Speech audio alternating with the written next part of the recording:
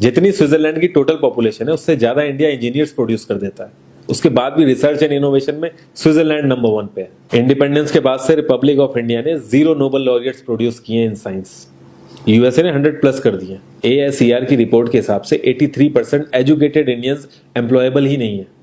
और ये जो सुंदर पिचाई, सत्या नदेला की हम बात करते हैं, इन्होंने भी आगे चल के अपनी एजुकेशन बाहर से ही करी है। और ये सारी चीजें जो मैं बोल रहा हूँ ना, इसका रूट कॉज फाइंड आउट करने के लिए हमें थोड़ा सा पीछे जाना पड़ेगा। जब ब्रिटिशर्स हम पे रूल कर रहे थे तो ईस्ट इंडिया कंपनी के सामने 2 मेजर चैलेंजेस थे।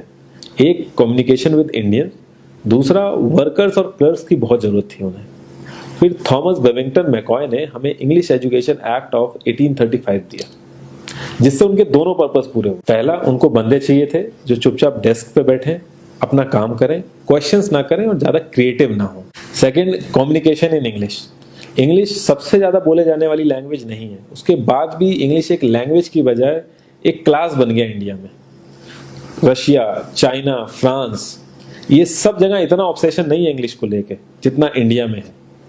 पुअर कम्युनिकेशन बोला जाता है अगर आपकी इंग्लिश अच्छी नहीं है, जबकि इंग्लिश ना आने का मतलब है कि आपको कोई और लैंग्वेज आती है। 5 साल पुराना iOS भी आज की डेट में आउटडेटेड माना जाता है। लेकिन इतनी इंपॉर्टेंट चीज हमारा एजुकेशन सिस्टम आज भी बस थोड़े से चेंजेस के साथ ऐसे ही चल रहा है। हमारे एजुकेशन सिस्टम में रटने का कंपटीशन होता है, जो ज्यादा रट लेता है उसके ज्यादा मार्क्स आते हैं। अब 95% जिसके संस्कृत में आए हैं वो भी संस्कृत नहीं बोल पा रहा है। और बेसिक हिस्ट्री होने की बजाय इतनी मोटी मोटी किताबें हैं हिस्ट्री की जिसका कोई मतलब नहीं है। अगर आज की डेट में आपको कुछ भी पता करना, आप गूगल से पता कर लोगे, उसके लिए आपको याद करने की जरूरत नहीं है इतना कुछ। और ये गवर्नमेंट स्कूल में हर क्लास में इंग्लिश का सब्जेक्ट है। 12-12 साल लगाने के बाद भी लोग इंग्लिश नहीं बोल पा रहे हैं। और बिना किसी बुक को पढ़े 5 साल का बच्चा सीख लेता है, क्योंकि उसको वैसा एनवायरमेंट मिल जाता है। A+B का whole square is equal to A² + B² + 2AB। इसका रियल लाइफ में क्या यूज है किसी को नहीं पता, न प्रिंसिपल, न टीचर, न बच्चे, बस पढ़ाए चले जा रहे हैं। हो सकता है इसका कुछ मतलब हो, लेकिन आप ट्राई करके देख लेना, किसी को नहीं पता। हाँ, 2AB की जगह अगर आपने 3AB बोल दिया तो 4 लोग हंसने वाले मिल जाएंगे आपके ऊपर। किंडरगार्टन में जो बच्चों को सिखाने के लिए टेक्निक यूज होती है वो लाख गुना अच्छी है कॉलेज की वो रटने वाली टेक्निक से। और जिन बच्चों के बहुत ज्यादा नंबर आते हैं ना, जो वो छुपा छुपा के एग्जाम में लिखते हैं, आप देखोगे जब वो रियल लाइफ में जाते हैं ना तो ज्यादातर क्रम्बल करते हैं। हर किसी को सेम सिलेबस और सेम चीज सिखाई जाती है बिना उसकी कैपेबिलिटी देखे। और क्रिएटिविटी का तो दूर दूर तक मतलब नहीं होता। अब एक लाइन से आप शेर, मछली, सांप, हाथी सबको लाइन से खड़ा कर दो और उनसे कहो पेड़ पे चढ़ो, उनको तो जिंदगी भर यही लगेगा ना कि वो तो किसी काबिल ही नहीं है। और द्रोणाचार्य ने भी पांडवों को उनकी स्किल सेट के हिसाब से उनको चीजें सिखाई, सबको एक ही चीज नहीं सिखा दी। और हमारे एजुकेशन सिस्टम में ज्यादा ऑप्शंस भी नहीं है। सबसे ऊपर साइंस, फिर कॉमर्स, और सबसे नीचे जाके कहीं नंबर आता है आर्ट्स का। आर्ट्स लेने वाले को तो लोग इतना हल्के में लेते हैं जैसे वो किसी काम का ही नहीं है। हर माँ बाप को तो इंजीनियर या डॉक्टर ही बनाना है। कॉलेज वाले अगर एक्स्ट्रा कोर्स रख भी देते हैं तो माँ बाप एंट्री नहीं कराएंगे, तो वो सारा पैसा बर्बाद होगा कॉलेज का। तो ऑप्शंस कहाँ से आएंगे? और बचपन से ही आपकी ट्रेनिंग स्टार्ट हो जाती है। माँ बाप, भाई बहन, रिलेटिव सब यही समझाते हैं अगर आपके मार्क्स नहीं आए और जॉब नहीं लगी तो आपकी जिंदगी बेकार। और लाइफ की क्रिएटिविटी को आप रखते हो साइड में, और ये अच्छे मार्क्स और अच्छी जॉब पाना आपका सपना बन जाता है। अब ये सपना पूरा हो जाता है तो बहुत बढ़िया है, दूसरे को जेलस फील कराओगे, नीचा फील कराओगे। और इस छोटी सी उम्र में अगर सपना टूट जाता है तो सेल्फ डाउट में आ जाओगे। इतना बाहर वाले आपको नीचा नहीं समझेंगे जितना आप खुद की नजरों में गिर जाओगे। आप किसी भी 4-5 सक्सेसफुल आदमियों के बारे में सोच के देखिए जिन्हें आप बहुत सक्सेसफुल मानते हो या जिनकी तरह लाइफ आप जीना चाहते हो। मैं ये कह सकता हूं कि वो इस एजुकेशन सिस्टम की वजह से तो सक्सेसफुल नहीं होंगे, चाहे वो जो भी हो।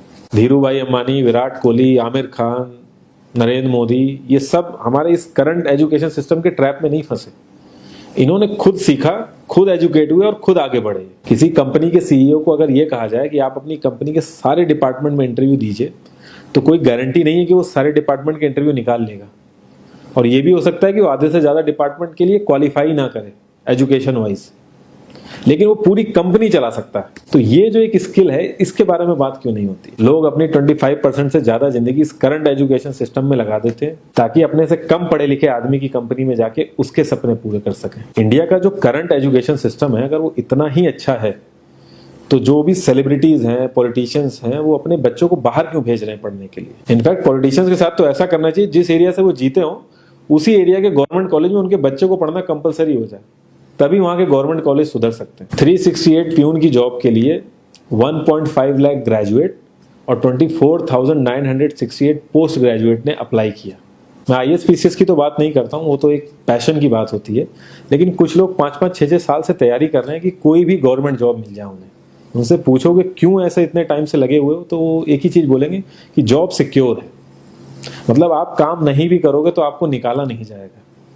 ये सारी कामचोरी वाली बातें माइंड में इसीलिए आती हैं क्योंकि हमारा जो करंट एजुकेशन सिस्टम है वो इतना कॉन्फिडेंस ही नहीं देता है कि हम अपनी स्किल के दम पे कहीं जाके काम करें और हमें निकलने का डर ना हो। मैं आने वाले 10 साल की तो बात ही नहीं कर रहा हूँ, अगर मैं आने वाले 5 साल की भी बात करूँ तो टेक्नोलॉजीज में इतना ज़्यादा चेंजेस आ जाएगा कि जो आज हम पढ़ रहे हैं, जिस स्किल पे हम फोकस कर रहे हैं, पता नहीं वो रेलेवेंट भी होगी कि नहीं उस समय। Cloud computing, SEO, digital marketing, ये सब जॉब्स पहले एग्जिस्ट ही नहीं करती थी। हम लोगों को एजाइल होना पड़ेगा, नई नई चीज़ों को सीखने के लिए ओपन रहना पड़ेगा, क्रिएटिव माइंड लगाना पड़ेगा।